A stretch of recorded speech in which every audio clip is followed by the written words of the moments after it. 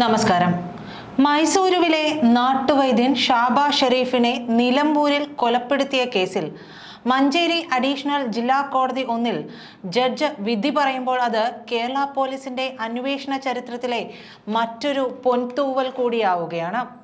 2019 August 1 മൂലക്കുരു ചികിത്സയുടെ ഒറ്റമൂലി ചോർത്താൻ പാരമ്പര്യ വൈദ്യനായ ഷാബാ ഷെരീഫിനെ മൈസൂരുവിലെ വീട്ടിൽ നിന്ന് തട്ടിക്കൊണ്ടുവന്ന് മുക്കട്ടയിലെ വീട്ടിൽ താമസിപ്പിച്ചെന്നും 2020 ഒക്ടോബർ 8 കൊലപ്പെടുത്തി മൃതദേഹം കഷ്ണങ്ങളാക്കി ചാലിയാറിൽ ഒഴുക്കിയെന്നുമാണ് കേസ്.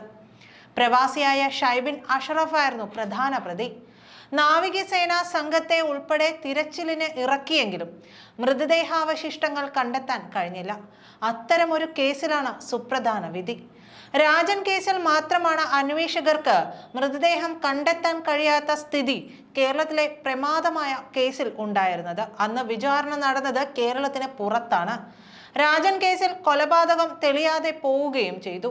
ചേകന്നൂർ മൗലവി കേസിലും ഇത് സംഭവിച്ചു. പക്ഷേ ഷാബാ ഷെരീഫിൽ കൊല തെളിയുകയാണ്. തട്ടിക്കൊണ്ടുപോകലും തടവിൽ പാർപ്പിച്ചതും തെളിഞ്ഞു. പക്ഷേ മനഃപൂർവ്വമുള്ള നരഹത്യയായും കേസ് വരുന്നു. മൃതദേഹം നശിപ്പിച്ചതും തെളിഞ്ഞു. ഈ കേസിൽ എല്ലാം കണ്ടെത്തിയതും വിചാരണയിൽ നിർണായക നിലപാടെടുത്തതും കേരള പോലീസായിരുന്നു. മലപ്പുറത്ത് മുമ്പ് SP ആയിരുന്ന സുജിത് ദാസിന്റെ നേതൃത്വത്തിലായിരുന്നു അന്വേഷണം നടന്നത്. കേസിൽ 7ാം പ്രതിയായിരുന്ന നൌഷാദിനെ മാപ്പുസാക്ഷിയാക്കിയ പ്രോസിക്യൂഷൻ നടപടിയും കേസിൽ നിർണായകമായി. ഈ കേസ് അന്വേഷണത്തിനിടെ പ്രതി ഷൈബിൻ അഷ്റഫിനെതിരെ അബുദാബി ഇരട്ട കൊലപാതകത്തിലും തെളിവുകൾ പുറത്തുവന്നു. ഈ കേസിൽ CBI ആണ് അന്വേഷണം നടത്തുന്നത്. ഇതും പുറത്തെത്തിച്ചത് ഷാബാ ഷെരീഫ് കൊലപാതകമാണ്. അങ്ങനെ കേരള പോലീസിന്റെ അന്വേഷണ മികവ് 2 കേസുകളിൽ ഷൈബിൻ അഷ്റഫ് കുടുങ്ങി. രാജൻ കൊലക്കേസിൽ ക്രിമിനൽ കേസ് വിസ്തരിച്ച കോയമ്പത്തൂർ കോടതിയുടെ വിധിയിൽ പറയുന്നത് ഇങ്ങനെയാണ്: P. രാജൻ മർദ്ദനത്തെ തുടർന്ന് കക്കയം ക്യാമ്പിൽ മരിച്ചുവെന്ന് സാഹചര്യ തെളിവുകളിൽ നിന്ന് അനുമാനിക്കാം. എന്നാൽ മൃതദേഹം കണ്ടെടുത്തിട്ടില്ല, അത് നശിപ്പിച്ചതായും തെളിയിച്ചിട്ടില്ല. അതിനാൽ കൊലക്കുറ്റം സംശയാതീതമായി തെളിയിച്ചിട്ടില്ല. ഇതായിരുന്നു ആ വരികൾ. അതുകൊണ്ട് തന്നെ മൃതദേഹം കിട്ടാത്ത ഷാബാ ഷെരീഫ് കേസിലെ ഈ വിധി പ്രോസിക്യൂഷനും പോലീസിനും നിർണായകമാണ്. സുജിത് ദാസിന്റെ നേതൃ മികവാണ് നിർണായകമായതെന്ന് പ്രോസിക്യൂഷനും പറയുന്നു. 3177 പേജുകളുള്ള കുറ്റപത്രമാണ് നിലമ്പൂർ 1ാം ക്ലാസ് ജുഡീഷ്യൽ മജിസ്ട്രേറ്റ് കോടതിയിൽ സമർപ്പിച്ചത്. കേസെടുത്ത് അന്വേഷണം ആരംഭിച്ചു 90 ദിവസത്തിനകം കുറ്റപത്രം സമർപ്പിക്കാനായതിനാൽ റിമാൻഡിലുള്ള പ്രതികൾക്ക് ജാമ്യം ലഭിക്കാനുള്ള സാഹചര്യം ഒഴിവാകുകയും ചെയ്തു. നിലമ്പൂർ സ്വദേശി ഷൈബിൻ അഷ്റഫാണ് പ്രധാന പ്രതി. പ്രതിപട്ടികയിലുള്ള 12 പേരിൽ 3 പേരെ പിടികൂടാനുണ്ട്. കൊലപാതകം തെളിയിക്കുന്ന ശാസ്ത്രീയ തെളിവുകളും സാഹചര്യ തെളിവുകളുമാണ് കുറ്റപത്രത്തിൽ പോലീസ് നിരത്തിയത്. അന്വേഷണം തുടങ്ങുന്നതിന് 3 വർഷം മുമ്പ് നടന്ന കൊലപാതകത്തിന്റെ ചുരുളഴിക്കാനും മുഖ്യപ്രതി അടക്കമുള്ളവരെ പിടികൂടാനും 88ാം ദിവസം തന്നെ കുറ്റപത്രം സമർപ്പിക്കാനായതും അന്വേഷണ സംഘത്തിന്റെ മികവാണ്. 2022 ഏപ്രിൽ 28 വീട്ടിൽ കയറി ഒരു സംഘം തന്നെ മർദ്ദിച്ചുവെന്ന് ഷൈബിന്റെ പരാതിയാണ് കേസിൽ വഴിത്തിരിവായത്. ഷൈബിനെ ആക്രമിച്ച കേസിൽ ഉൾപ്പെട്ട 5 പ്രതികൾ തിരുവനന്തപുരം സെക്രട്ടേറിയറ്റിനു മുമ്പിൽ ഷൈബിനെതിരെ കൊലപാതകമടക്കമുള്ള കുറ്റകൃത്യങ്ങൾ ആരോപിച്ച് തീ കൊളുത്തി ആത്മഹത്യാ ശ്രമം നടത്തി. ഈ സംഭവത്തിൽ തിരുവനന്തപുരം കന്റോൺമെന്റ് പോലീസ് 5 പേരെ കസ്റ്റഡിയിലെടുത്ത് നിലമ്പൂർ പോലീസിന് കൈമാറി. ഇവരെ ചോദ്യം ചെയ്തതോടെ ഷാബാ ഷെരീഫ് കൊലപാതകത്തിന്റെ ചുരുളഴിഞ്ഞു. നിലമ്പൂർ മുക്കട്ട ഷൈബിൻ അഷ്റഫ്, ഷൈബിന്റെ മാനേജറായിരുന്ന വയനാട് സുൽത്താൻ ബത്തേരി കൈപ്പഞ്ചേരി സ്വദേശി പൊന്നാക്കാരൻ ഷിഹാബുദ്ദീൻ, വയനാട് കൈപ്പഞ്ചേരി തങ്ങളകത്ത് നൌഷാദ്, വൈദ്യനെ മൈസൂരുവിൽ നിന്ന് തട്ടിക്കൊണ്ടുവന്ന സംഘത്തിലെ ചന്തക്കുന്ന് കൂത്രാടൻ അജ്മൽ, പൂളക്കുളങ്ങര ഷബീബ് റഹ്മാൻ, വണ്ടൂർ പഴയ വാണിയമ്പലം ചീര ഷെരീഫ്, ചന്തക്കുന്ന് ചാരംകുളം കാപ്പുമുഖത്ത് അബ്ദുൽ വാഹിദ്, ഷൈബിൻ അഷ്റഫിന്റെ ഭാര്യ ഫസ്ന എന്നിവരാണ് പ്രധാന പ്രതികൾ.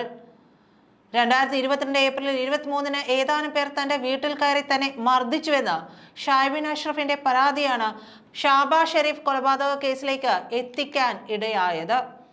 ഇയാളെ ആക്രമിച്ച കേസിലെ 5 പ്രതികളാണ് തിരുവനന്തപുരത്ത് സെക്രട്ടേറിയറ്റിന് മുൻപിൽ തീകൊളുത്തി ആത്മഹത്യാ ഭീഷണി മുഴക്കുകയും ഷാബാസ് ഷെരീഫ് കൊലപാതകം അടക്കമുള്ള ഷൈബിന്റെ കുറ്റകൃത്യങ്ങൾ വെളിപ്പെടുത്തുകയും ചെയ്തത്. ഇതേ തുടർന്ന് പോലീസ് നടത്തിയ അന്വേഷണത്തിലാണ് കൊലപാതകത്തിന്റെ ചുരുളഴിഞ്ഞത്.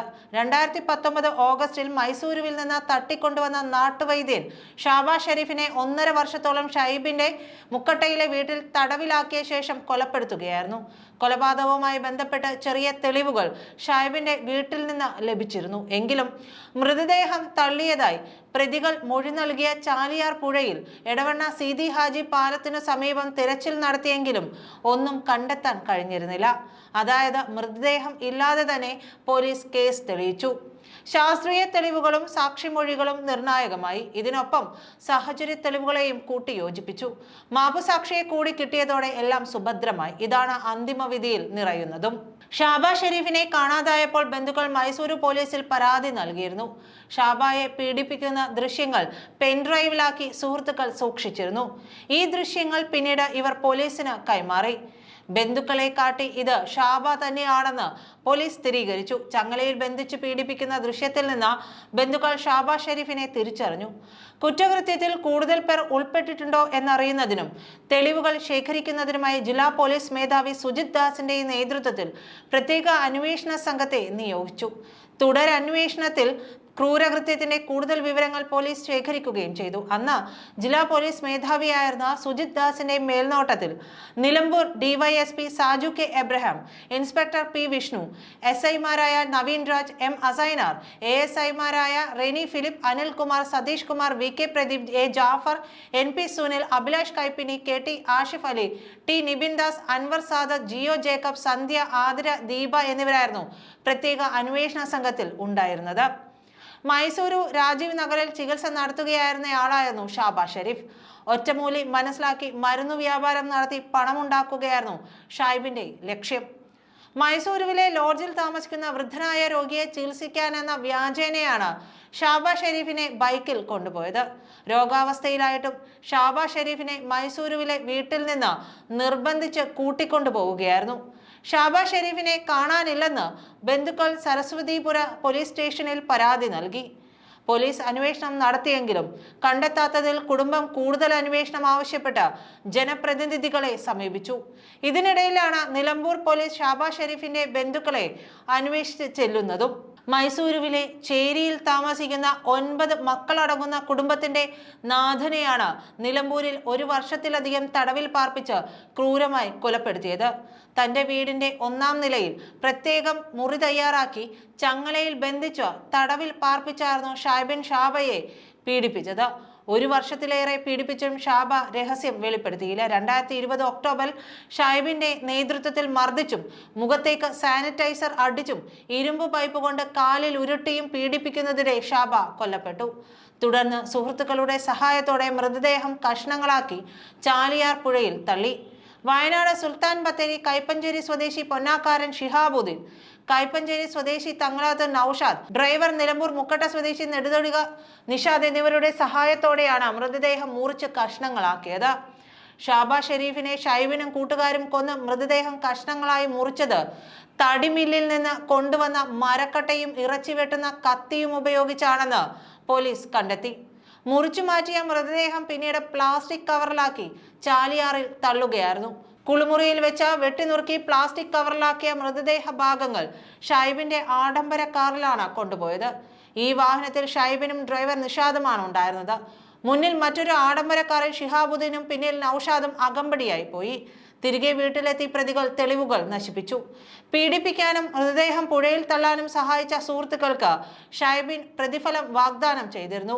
ഇത് നൽകാത്തതിനെ തുടർന്ന് സുഹൃത്തുക്കൾ ഇയാളുടെ വീട്ടിൽ കവർച്ച നടത്തി.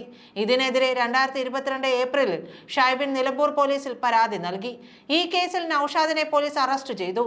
മറ്റുള്ളവർക്ക് വേണ്ടി അന്വേഷണം നടക്കുന്നതിനിടെ അതേ മാസം പ്രതികൾ സെക്രട്ടേറിയറ്റിന് മുൻപിൽ മണ്ണെണ്ണയൊഴിച്ച് ആത്മഹത്യാ ശ്രമം നടത്തി. നീതി കിട്ടുന്നില്ല, ഞങ്ങളെ കൊണ്ട് ഷൈബിൻ കൊലപാതകം ചെയ്യിച്ചിട്ടുണ്ട് എന്ന് പറഞ്ഞായിരുന്നു ആത്മഹത്യാ ശ്രമം. ഇവരെ കസ്റ്റഡിയിലെടുത്ത കന്റോൺമെന്റ് പോലീസ് നിലമ്പൂർ പോലീസിന് കൈമാറി. ഇവരെയും നൌഷാദിനെയും ചേർത്ത് ചോദ്യം ചെയ്തപ്പോഴാണ് കൊലപാതകം തെളിഞ്ഞത്. ഈ നൌഷാദാണ് കേസിൽ മാപ്പുസാക്ഷിയായതും. നന്ദി.